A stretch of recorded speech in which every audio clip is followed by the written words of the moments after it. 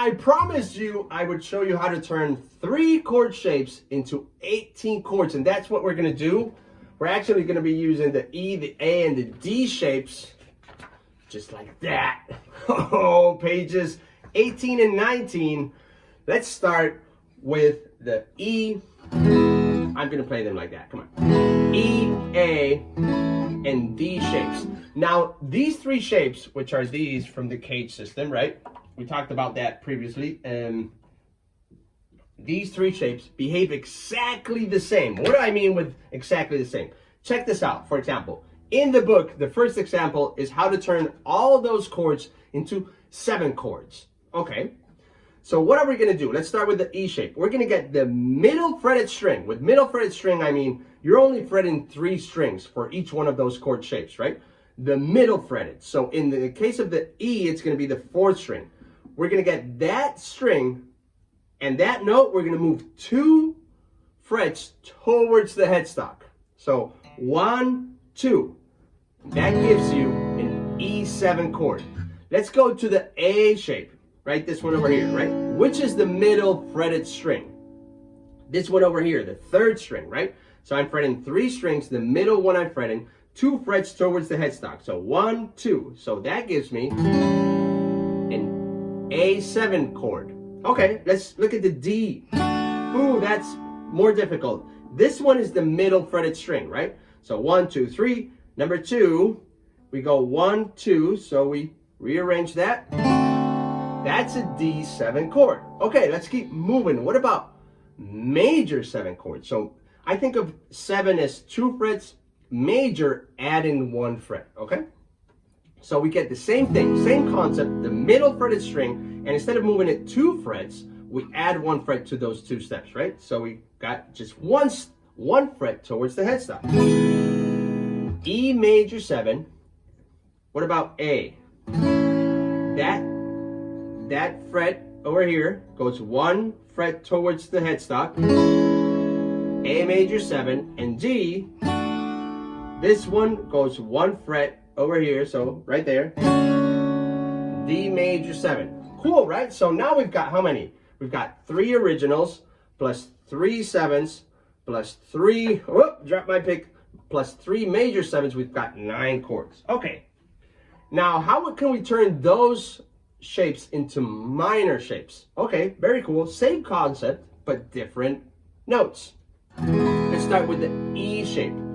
To turn any one of those 3 shapes into minor chords, we get the thinnest fretted string now. The thinnest fretted string on the E shape is your index finger, right there, the 3rd string, sorry. We move it 1 fret towards the headstock. We minorize it. We subtract a fret. I like to think of it like this, right? So we add a fret, makes it major. We minor a fret, makes it minor. Listen to this. E major, E minor. I don't have to fret it because it's behind, right? It's behind the net, it's open. So we add a fret, major. We subtract a fret, minor. Let's look at the A shape now. So what's the thinnest fretted string? It's that 2nd string, right? It's over here. Listen how it changes to minor.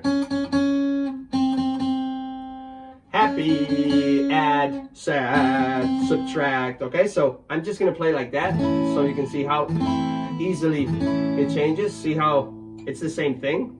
I'm just using different fingers. So I add a note, it's major. I subtract a note, it's minor. Major, minor. Let's look at the D shape now.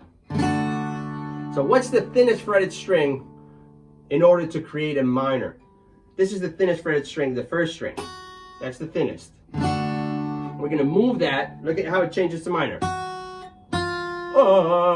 Major, minor. Okay? So we're going to reposition our fingers like that to create a minor. Now, look at what's cool. Nobody teaches this, but this finger can just glide up like that to create a D major. It's the same thing, same frets, just different finger positions, and now you can go. The cool thing is, now we've got the 3 basic chord shapes, the 7th, the major 7th, and the minor, so we've got 12, right? Now you can combine minors, the first technique I showed you with sevenths, with minors. So let's go to the E shape and we'll end here, okay?